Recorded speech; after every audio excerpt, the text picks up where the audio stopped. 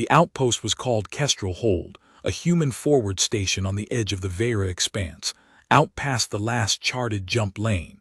Nothing but red dust, twin moons, and a sky that turned violet an hour before actual sunrise. We called that hour false dawn. The locals, the ones who'd lived on that rock longer than any human, called it something else. Something in their own tongue that didn't translate clean. Closest I ever got was the hour the dead can walk. I was 26, corporal in the Colonial Auxiliary, stationed there for border monitoring, nothing glamorous, mostly watching sensor feeds and doing perimeter walks in gear that never quite kept the cold out. Kestrel Hold sat on the edge of territory that belonged, technically, to the Velkari. You've probably heard people call them vampires. That's not fair to them, and it's not accurate, but I understand why the word stuck. The Velkari were photophobic, sunlight didn't kill them, but it did something to their nervous system, some kind of overstimulation that left them in real pain if they stayed exposed too long. So they moved at night. Pale skin, not white but this soft gray-blue, like moonlight had gotten under it and stayed. Eyes that caught light strange, like an animal's in a torch beam. And yeah, elongated canines. Not fangs, not really, just a leftover from whatever their ancestors used to eat, back before they built cities that made ours look like sandcastles. I met her on my second month there. Her name was Isival. Part 2. It happened during a supply run gone wrong. Our transport skimmer clipped a ridge in a dust storm and went down about 6 kilometers outside the hold, in territory that was officially neutral, but that nobody human really walked at night. I was the only one conscious when I crawled out of the wreck. My sergeant, a woman named Akafar, had a broken leg and was fading in and out. Comms were dead. The storm was getting worse, and night was maybe 40 minutes out. I remember kneeling there in the red dust, hands shaking, trying to splint Akafar's leg with a piece of the skimmer's frame, and thinking very calmly, in that strange calm that comes right before panic, that we were probably going to die out there. That's when Isival found us. I didn't hear her coming. Nobody ever heard the Velkari coming. That was part of what unsettled people about them. 1 second there was just wind and dust, and the next there was a figure standing at the edge of the wreck, wrapped in a dark traveling cloak, hood down despite the storm. She didn't say anything threatening. She didn't say much at all, actually, just knelt beside Akafar, looked at the leg and said in careful, accented standard, "This will hurt. I am sorry." She set the bone herself. Bare hands, no hesitation, like she'd done it 100 times. Akafar screamed and then passed out, which was probably a mercy. Then Isival looked at me, really looked, for the first time, and I remember thinking her eyes were the strangest color I'd ever seen. Not red, like the stories say. Amber, almost gold, with these thin dark striations running through them like cracks in old glass. "Your camp is 6 kilometers, she said. "You cannot carry her that far before the storm worsens." "I don't have a choice," I said. "You do," she said. "I can carry her. You will need to trust me." I want to tell you I thought hard about it. I didn't. I was 26, terrified and staring at someone who had just fixed my sergeant's leg with her bare hands instead of walking away, and something in my gut just said, trust her. So I did. Part 3. She carried Akafar the whole 6 kilometers. I found out later that Velkari physiology gave them strength that put human soldiers to shame, lighter bone density, denser muscle. Something about how their bodies processed energy that I never fully understood, no matter how many times she tried to explain it to me. But at the time, all I knew was that this stranger in a dark cloak was moving through a sandstorm at night, carrying an unconscious woman like she weighed nothing, and glancing back every few minutes to make sure I was keeping up. We reached the hold's outer perimeter maybe 10 minutes before actual sunrise. She stopped at the tree line, well, not trees, the twisted gray growths the locals called stormwood, and wouldn't come closer. "I cannot go further," she said. "The light." I remember standing there, holding Akafar's weight now that Isavil had set her down gently against a rock, and not knowing what to say. Thank you felt too small. What's your name? I asked instead. She looked surprised by the question, like nobody had asked her that in a long time. Isavil, she said. I'm Dorian. She almost smiled, just the corner of her mouth. Dorian, she repeated, testing the shape of it. Be careful walking home, Dorian. Then she turned and was gone into the gray light before dawn, moving fast, the way her people did when the sun was close. I didn't see her again for 11 days. Part 4. Kestrel Hold wasn't a place where you made friends easily. Everyone was tired, everyone was far from home, and everyone had learned not to ask too many questions about the Velkari, because command didn't love fraternization with unclassified indigenous population, which is the kind of phrase people write when they don't want to say person. But I kept thinking about her, the way she'd knelt in the dust without flinching, the way she'd said, "You will need to trust me," like it was just a fact, not a request. 11 days later, I was on perimeter watch, the dusk shift, my least favorite, because that's when the light does something strange to that violet sky, and the wind picks up, and everything feels like it's holding its breath. She was waiting near the Stormwood line, just standing there, hood down again, watching the horizon. You're not supposed to be this close to the wall, I said, walking over. I wanted to see if you survived the walk home, she said. It's been 11 days. I was busy, a pause, and nervous. That surprised me. I hadn't expected her to admit something like that so plainly. Nervous about what? About whether you would think of me as a curiosity, she said, or as someone. I didn't have a clever answer for that. I just said, I think about you as someone who saved 2 lives without being asked. She looked at me for a long moment, that golden glass gaze steady on mine, and something in her posture eased, like she'd been carrying tension she hadn't let me see. That was the night we actually talked, really talked. She told me about her people, how they'd built cities into the underside of canyon walls, generations of architecture designed around avoiding the sun, how their history stretched back further than most human nations had existed. I told her about Earth, about a childhood I barely remembered anymore, about why I joined the auxiliary, mostly because I hadn't known what else to do with myself. We talked until the sky started to lighten, and she had to go. After that it became a rhythm, dusk to near dawn, maybe 2 or 3 times a week at the Stormwood line. Sometimes we talked, sometimes we just sat in silence and watched the twin moons cross the sky. I started living for those hours in a way I probably shouldn't admit out loud. Part 5. I won't pretend it was simple, it wasn't. There were nights her people's patrols came close enough that she'd have to leave without warning. There were nights command tightened the perimeter, and I had to sneak past sensors just to reach the wall. There was a whole month where a diplomatic incident on the other side of the expanse made every human Velkari contact a court-martial risk, and we didn't see each other once. But we kept finding our way back. Somewhere in there, someone I talked to at the wall became something else. I couldn't tell you the exact night it happened. There wasn't a single moment, more like a slow tide coming in. You don't notice the water rising until you look down and your boots are already wet.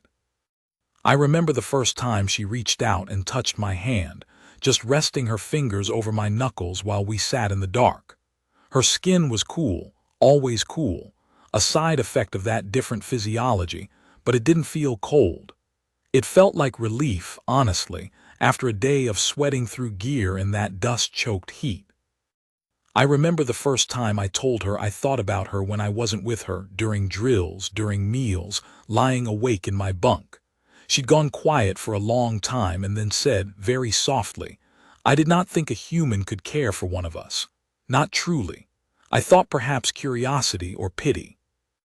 It's not either of those, I said. I know that now, she said. I am glad. Part 6. Here's the part where I have to be honest with you, because the whole story only makes sense if I am. I knew from early on that this couldn't last the way I wanted it to. Isabel wasn't just a person from a different place. She belonged to a whole civilization with its own laws, its own fears about what happened when Velkari and humans got close. Her people had old wounds from first contact, decades back, before I was even born, human prospectors who tried to weaponize Velkari photophobia. Some ugly history I only got pieces of, because she didn't like talking about it and I didn't push. And my side wasn't innocent either.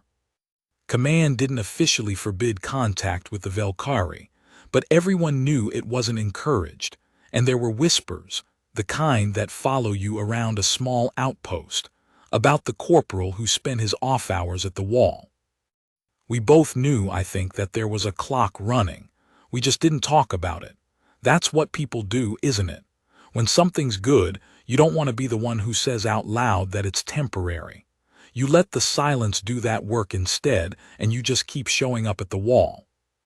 Part 7. Build tension. The trouble started about 8 months in. There'd been an attack, not by Velkari, but by raiders operating out past the expanse, opportunists who didn't belong to any government and preyed on both human outposts and Velkari settlements alike. They'd hit a Velkari canyon city 2 nights' travel from Kestrel Hold. Isabel came to the wall shaking, which I'd never seen from her before. Her composure, always so steady, had cracked. They took people, she said, for labor, for I don't know what. Nobody knows what happens to those who are taken. I wanted to do something. I told her I'd talk to command, that maybe the auxiliary could help, could send a patrol, something. She looked at me like I'd said something both kind and naive. Your command does not send soldiers to protect Velkari, she said. Not officially. Perhaps you could ask, but do not be surprised by their answer. I asked anyway. My a weathered man named Petrosian who'd been out on that frontier longer than anyone, told me, not unkindly, but flatly, that Kestrel Hold's mandate was border monitoring, not intervention, and that getting involved in indigenous conflicts wasn't something he had authority to greenlight, even if he wanted to. I told Isabel that night. She nodded slowly like she'd expected it. It is all right, she said. I did not think you could change it. I only needed to say it to someone who would not tell me I was wrong to grieve. That was the night I understood, really understood, how much weight she was carrying that she never brought to the wall, how much of herself she left out of our hours together, so those hours could stay soft. Part 8. The raiders hit again 3 weeks later. Closer this time, close enough that Kestrel Hold went a full alert, close enough that for 2 nights I couldn't get anywhere near the wall. When I finally saw her again, she told me her people's council had made a decision. The Velkari settlements near the Expanse border were consolidating, pulling back deeper into the canyon territories, further from human contact, further from raider routes, safer, more defensible, further from Kestrel Hold. How far? I asked, and I already knew from her face that I wasn't going to like the answer. 9 days' travel, she said, perhaps more. I didn't say anything for a long time. The wind moved through the stormwood, that dry, rattling sound I'd come to know so well, and I just stood there trying to find words that wouldn't come. When? I finally asked. The migration begins in 6 days, she said. I leave with it. Part 9. Climax. Those 6 days felt like 6 years and 6 minutes, both at once. I don't know how to explain that except to say that grief does strange things to time. We saw each other every night that week, even when it meant real risk for both of us. For me, disciplinary trouble if caught. For her, the disapproval of a council that didn't love the idea of Velkari lingering near the wall for a human's sake. Neither of us cared any more about being careful. We'd run out of nights to spend being careful. On the 5th night, she told me something I hadn't expected. There is a ritual among my people, she said. For those who part from someone they love, not knowing if they will meet again, we do not say goodbye at dusk when the parting begins. We wait for dawn, the last light either of us can bear to stand in together. Why dawn? Because dusk is when my people begin our day, she said. Dawn is when it ends. To part at dawn is to give the other the whole of what you have, until the very last moment your body will allow you to stay. I remember my throat closing up at that. I remember thinking that I had never, in my whole life, heard anything that sounded so much like love spoken in the shape of a goodbye. Then I'll walk you to the last light, I said. Whatever that costs me. The sixth night, we didn't talk much. We sat at the wall with our hands laced together, watching the twin moons set one after the other, watching the sky start that slow, bruise-violet shift that meant false dawn was coming. She told me quietly that if I ever found my way to the canyon territories, if the auxiliary ever posted me somewhere near enough, if the years ever bent that direction, I should ask for her by name at any Velkari settlement, and word would find her. That's a big if, I said. It is the only if I have to offer you, she said. I would not lie and tell you it was more certain than that. I told her I'd take it. I told her I'd take any if, as long as it wasn't a never. As the sky began to lighten, really lighten, that first thin line of actual gold at the horizon, the true dawn her people couldn't bear, she stood. And I stood with her. And she pressed her cool hand to the side of my face the way she had 100 times before, and kissed me. It wasn't long. It wasn't dramatic, not the way you'd think a goodbye like that should be. It was soft and a little sad, and it tasted like the cold morning air, and when she pulled back she pressed her forehead to mine for one more second and said, "Thank you, Dorian, for treating me as someone." Then she stepped back toward the stormwood, toward the shadows that would carry her from the light. I blinked, just blinked, one single second of losing sight of her against the dark tree line. And she was gone. Part 10, Resolution. I stood there a long time, long enough that the sun cleared the horizon properly, and the heat started building on my shoulders, and somebody from the watchtower radioed down asking why I was standing at the perimeter line like an idiot in full daylight. I didn't have an answer that made sense to say out loud. I won't tell you it got easier fast. It didn't. For weeks I still found myself walking to the wall out of habit, some evenings, standing there in the dusk like she might just appear the way she used to, silent as the wind. She never did. The migration had taken her people 9 days deeper into canyon country. Neither I nor anyone at Kestrel Hold had authorization to enter. But here's the thing about that if she gave me.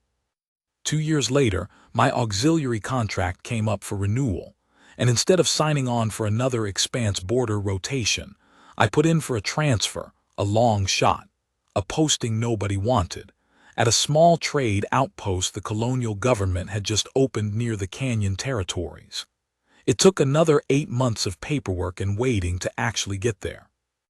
The first night I arrived, I walked to the nearest Velkari settlement gate, nervous in a way I hadn't been since I was 26 years old, kneeling in red dust, and I asked the guard there, in careful, halting Velkari I'd spent 2 years teaching myself, if anyone knew the name Isival. The guard studied me for a long moment.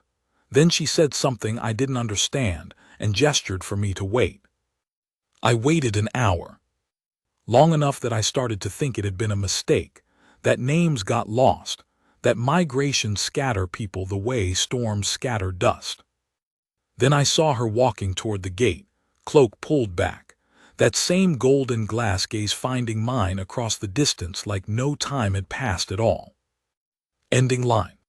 People always ask me if I regret those years of waiting, of walking to an empty wall out of habit, of chasing a single, if, halfway across a frontier that didn't want me there. I tell them the truth. Love that's worth keeping rarely arrives on a schedule that's convenient for you. Sometimes it asks you to wait for the sun to rise on it again, And if you're patient enough and lucky enough, dawn finds a way to give back what dusk once took. I want to tell you I had something clever to say when she reached the gate. I didn't. 2 years of imagining that moment, and every word I'd rehearsed just fell out of my head the second I actually saw her face.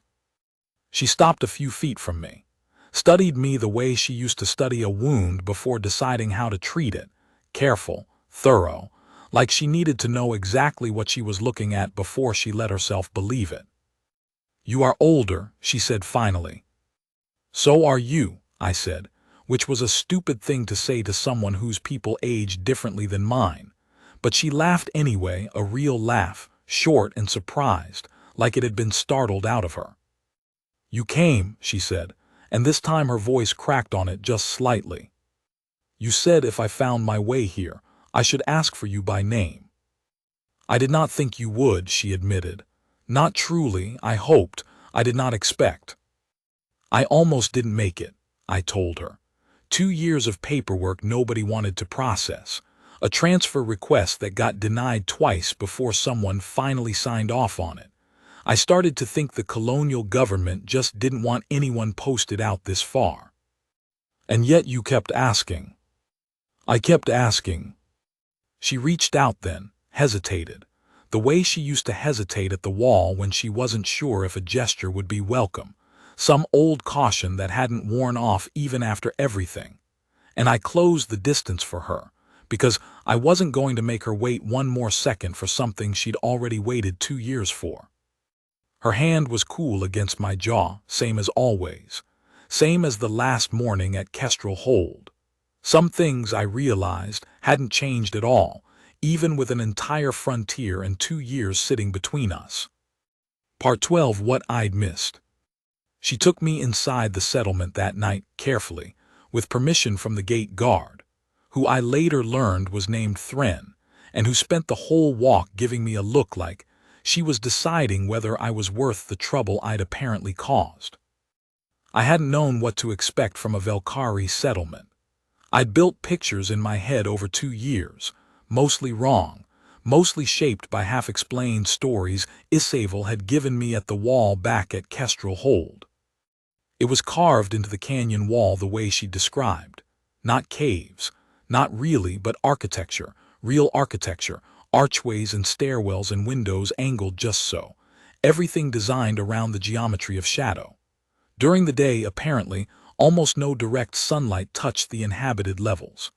At night, the whole place came alive with soft blue lanterns that didn't hurt Velkhari eyes the way harsher light did.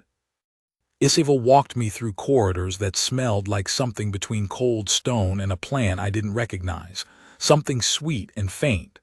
People, Velkhari, dozens of them, stopped what they were doing to watch us pass. Some looked curious. A few looked openly unhappy about it. I understood by then that a human walking through their home wasn't a small thing, and I tried to carry myself like I knew that.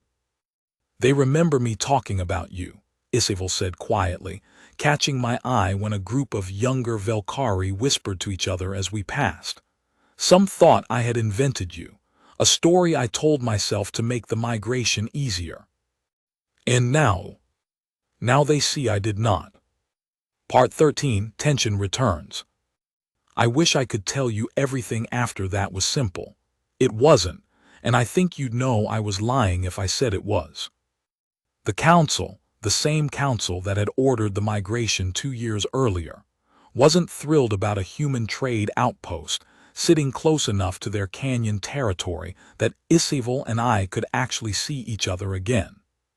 There'd been a vote, apparently, before I even arrived. Not unanimous. Isavel wouldn't tell me the numbers, but I could tell from the careful way she avoided the topic that it hadn't been comfortable. An elder named Korvath, old even by Velkhari standards, someone whose opinion apparently carried real weight, met with me about 3 weeks after I arrived. Isavel wasn't in the room. I remember that mattering to me, that she wasn't there to soften anything or translate anything.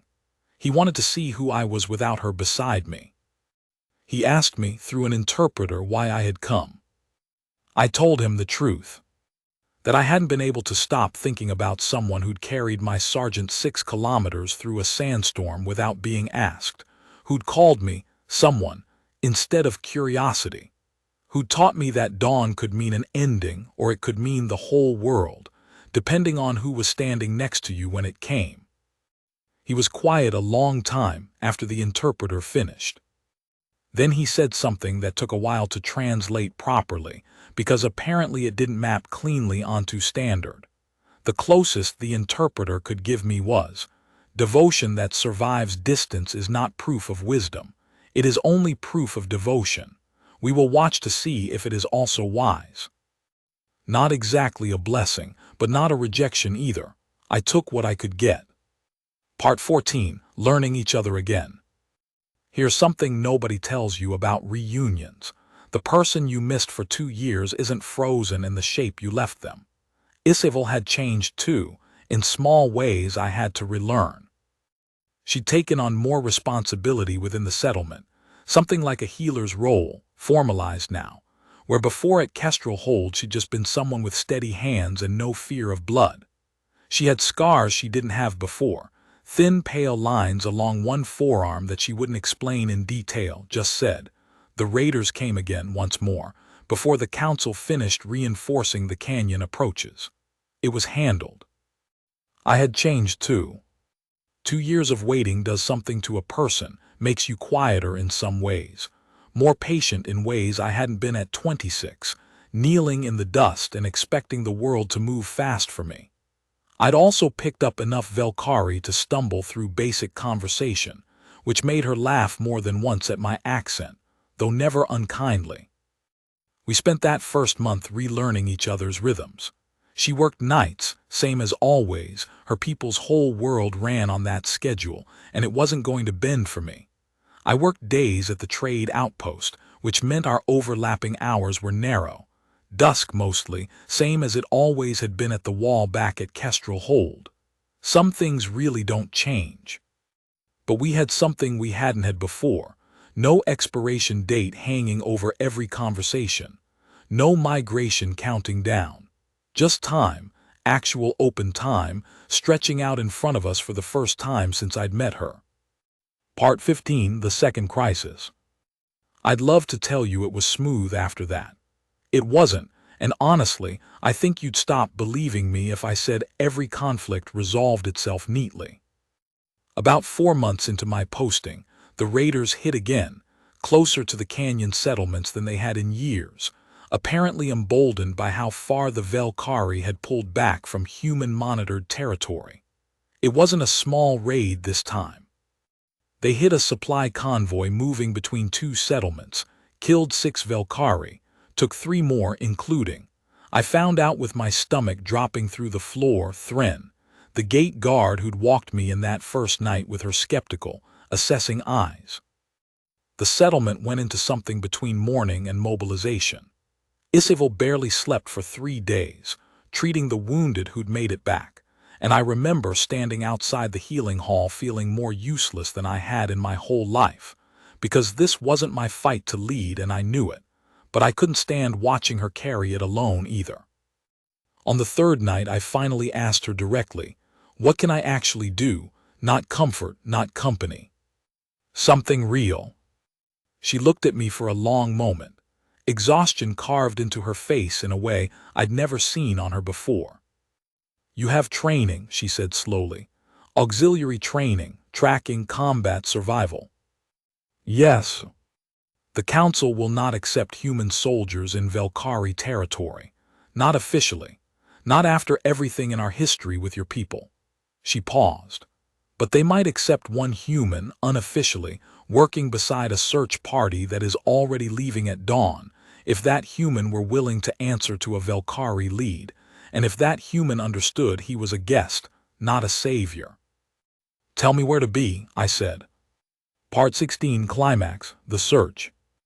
The search party left at the following dusk, 11 Velkari trackers and me, moving fast and quiet through canyon country I didn't know, following raider sign that the trackers read like a language I couldn't begin to parse. I kept up as best I could, grateful for every hour of auxiliary conditioning I'd ever complained about. We found the raider camp 2 nights later, tucked into a box canyon that didn't show up clean on any colonial survey map, which told me something ugly about who might have sold them that intel in the first place, though that's a different story for a different day. I won't drag out every detail of what happened that night. It was fast and it was ugly, and it wasn't the kind of clean cinematic fight people sometimes imagine when they hear rescue. But I can tell you this. When the lead tracker, a Velkari named Soren, got pinned down by raider fire trying to reach the holding cage where Thren and the other 2 captives were being kept, I was the one closest, and I didn't think twice. I went in low, drew fire away from Soren's position, took a graze along my ribs that I didn't feel until an hour later, and got the cage door open while Soren and 2 others closed the gap and finished what needed finishing. Thren looked at me when I hauled her upright out of that cage, bruised, exhausted, but alive, and said something in Velkari I didn't fully catch, except for the word that meant guest, which she said with a tone that had lost every trace of the skepticism she'd greeted me with 4 months earlier. Part 17, Resolution. We got everyone back to the settlement by the following dusk. Isabel was waiting at the gate, the same spot where we'd reunited months before, and when she saw the state of the ribs I hadn't mentioned in my one garbled radio update, her composure, that steady healer's composure I'd watched hold through every crisis, finally broke, just for a second. She didn't say anything.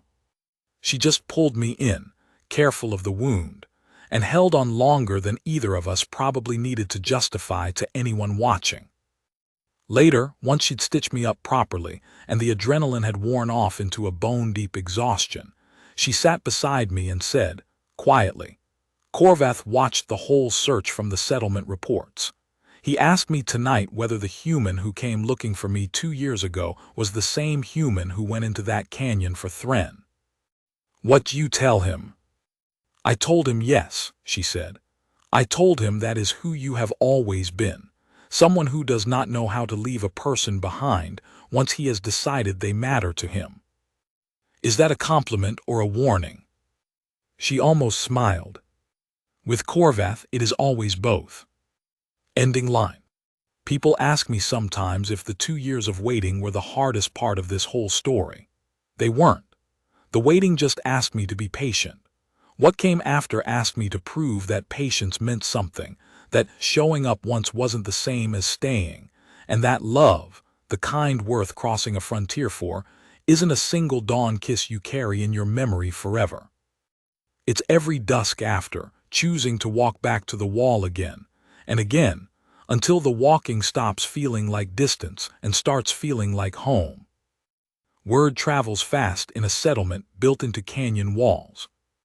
By the time my ribs had healed enough that I stopped wincing every time I laughed, everyone from the youngest apprentice healer to the oldest gatekeeper seemed to know some version of what had happened in that box canyon.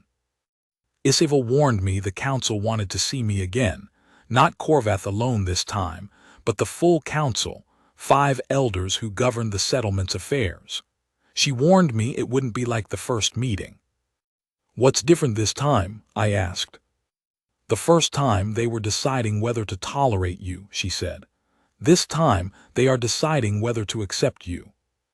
There's a difference, it turns out, and I felt every ounce of it walking into that chamber. 5 elders, Korvath among them, seated in a half-circle carved directly into the stone, lit by the same soft blue lanterns that lit everything in that place. Isabel stood beside me this time.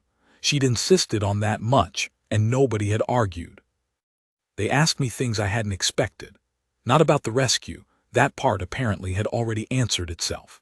They asked about my intentions, about whether I understood what it would mean to build a life at the edge of 2 worlds that didn't always want to overlap, about whether I understood that Velkari lived long, far longer than humans, generally, and whether I'd thought about what that meant for someone like Isabel, loving someone whose years would run out so much sooner than her own. That last question landed harder than I expected. I hadn't let myself think about it directly, not really, not in those words. I'd known it, somewhere in the back of my mind, the way you know a fact without letting it become a feeling.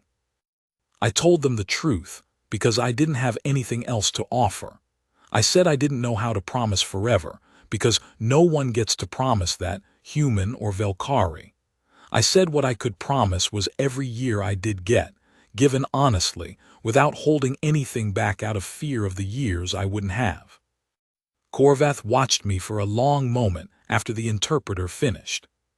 Then he said something that didn't need much translation at all, because I caught the shape of it myself by then. That is the only honest answer anyone has ever given this council on that question. They didn't give me a formal blessing that day.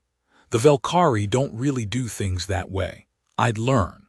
But Thren, who'd been sitting quietly at the back of the chamber, walked me out afterward and told me, in her blunt way, that the council's silence on the matter was as close to approval as 5 elders that stubborn were ever going to manage. Part 19, settling in. The next year was, honestly, the most ordinary stretch of the whole story, and I think that's worth telling you about too, because nobody talks about the ordinary parts of love. They only talk about the dramatic ones.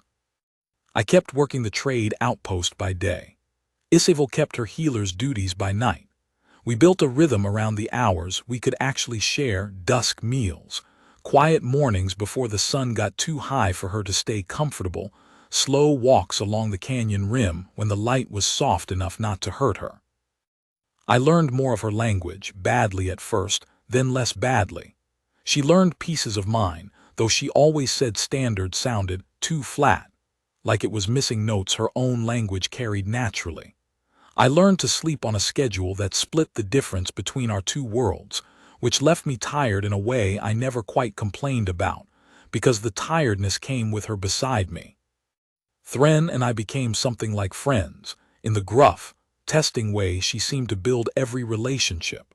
Soren taught me to track in canyon country, patient with my mistakes in a way I didn't expect from someone who'd nearly died pinned down by raider fire because of how slow I'd been to react that first night.